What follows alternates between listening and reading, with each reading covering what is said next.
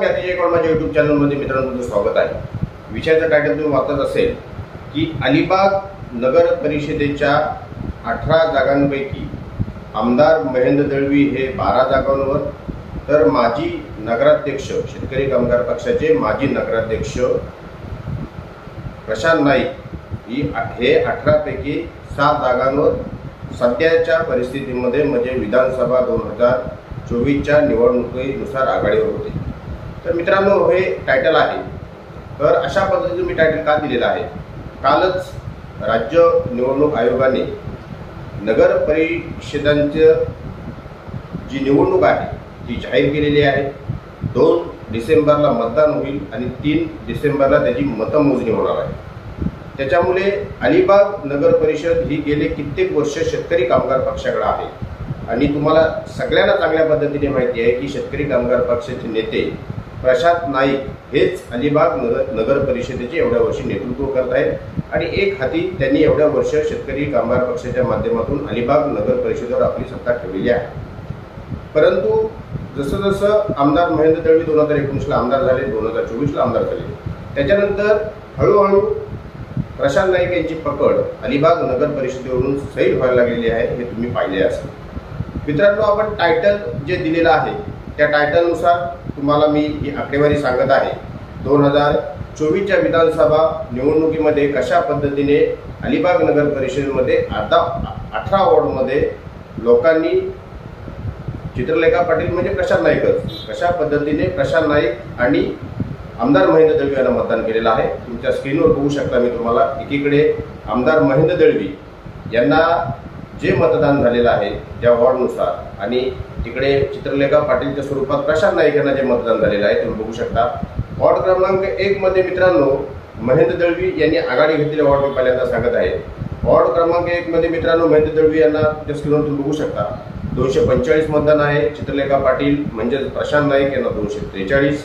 Ward क्रमांक 2 मध्ये मित्रांनो 238 महेंद्र दळवी चित्रलेखा पाटील यांना 202।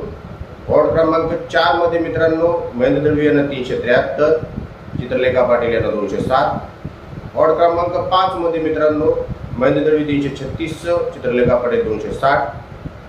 वॉर्ड क्रमांक 6 मध्ये 310 महेंद्र दळवी 290, चित्रलेखा पाटील। वॉर्ड क्रमांक 7 मध्ये 316 महेंद्र दळवी, चित्रलेखा पाटील 187। त्यानंतर वॉर्ड क्रमांक 9 मध्ये महेंद्र दळवी 262, 251 चित्रलेखा पाटील। वॉर्ड क्रमांक 10 मध्ये महेंद्र दळवी 355, 323 चित्रलेखा पाटील। वॉर्ड क्रमांक 11 मध्ये 192 महेंद्र दळवी, 135 चित्रलेखा पाटील। वॉर्ड क्रमांक 14 मध्ये 218 महेंद्र दळवी, 168 चित्रलेखा पाटील म्हणजे प्रशांत नाईक। त्यानंतर वॉर्ड क्रमांक 16 मध्ये 435 महेंद्र दळवी, 368 चित्रलेखा पाटील। वॉर्ड क्रमांक 17 मध्ये मित्रांनो 213 महेंद्र दळवी आणि चित्रलेखा पाटील 203। अशा पद्धतीने मित्रांनो 18 पैकी 12 वॉर्डवर तुम्ही बघू शकता इथे आमदार महेंद्र दळवी हे प्रशांत नाईक यांच्या पुढे आहे। जर आपण आताच्या ज्या निवडणुका समोर येणार आहेत त्याचा जर अभ्यास केला तर प्रशांत नाईक यांना कुठल्या वॉर्डमध्ये मित्रांनो आघाडी मिळालेली ते तुम्ही बघा। वॉर्ड क्रमांक 3 मध्ये चित्रलेखा पाटील 193, महेंद्र दळवी 111। वॉर्ड क्रमांक 8 मध्ये 332 चित्रलेखा पाटील, 271 महेंद्र दळवी।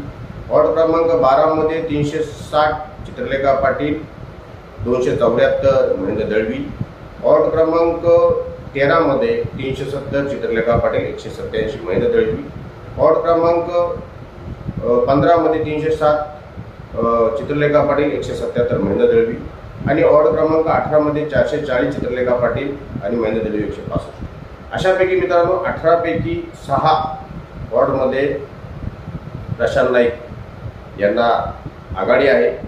जर आपण मित्रांनो बघितलं तर एवढ्या प्रमाणामध्ये कमी मतं ही विधानसभा 2024 मध्ये मिळणार नाही असं वाटलं होतं, परंतु मित्रांनो तशा पद्धतीने झालेलं आहे। आणि आता अलिबाग नगर परिषदेच्या निवडणुका मित्रांनो जाहीर झालेल्या आहेत आणि या निवडणुका जाहीर झाल्यानंतर आता खऱ्या अर्थाने ज्या वेळेला शेतकरी कामगार पक्षाचं प्राबल्य होते त्यावेळेला प्रशांत नाईक यांना अलिबाग नगर परिषद निवडणूक एकदम साधी सोपी होती, परंतु आजच्या ह्या संघर्षमय कालावधीमध्ये प्रशांत नाईक जे थेट नगराध्यक्ष पदाचं जे काही पद आहे ते टिकवतात का कारण की जर आपण पाहिलं तर इथे एक पुढे आमदार महेंद्र दळवी हे जाताना दिसत आहे। तर आमदार महेंद्र दळवी ह्या वेळेला भारतीय जनता पार्टी आणि शिंदे गट यांचा उमेदवार देणार आहेत का?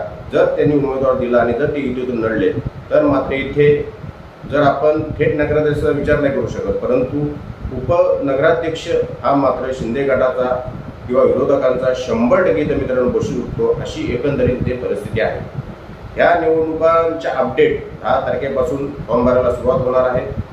या प्रत्येक वॉर्डमध्ये कशा पद्धतीने काय काय सुधारणा व्हायला पाहिजे अजूनपर्यंत कधीच मीडियाच्या माध्यमातून समोर आलेल्या नव्हत्या।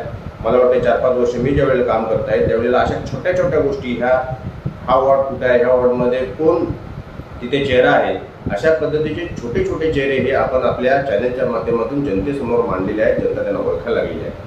मित्रांनो, ह्या वेळेला सुद्धा आपण अलिबाग नगर परिषदेच्या ग्राउंड रिपोर्ट करून तुम्हाला खडानी खडा माहिती त्या सदस्यांची त्यांची मुलाखत घेऊन तिथल्या समस्या ह्या तुमच्यापर्यंत आपण पोचू। आणि ह्याच्यामध्ये पुन्हा एकदा मी सांगतोय की आमदार महेंद्र दळवी हे सध्या प्रशांत नाईक यांच्यापेक्षा वरचढ आहेत, हे आपल्याला इथे स्पष्टपणे दिसतंय। तर मित्रांनो, येणाऱ्या कार्यकालामध्ये 3 तारखेला आमदार महेंद्र दळवी यांनी मुरुडची नगर परिषद ह्याच्या अगोदर जिंकलेली आहे। आता अलिबाग नगर परिषद कधीही आमदार महेंद्र दळवी यांना अजूनपर्यंत जिंकता आलेलं नाहीये। ते ह्या 2025 मध्ये 3 डिसेंबरला जिंकतात काय हे पाहणं मित्रांनो अगत्याचं ठरणार आहे। तुम्हाला व्हिडिओ कसा वाटला? जर तुम्हाला आवडला असेल तर लाईक करा, शेअर करा, सबस्क्राईब करा। धन्यवाद।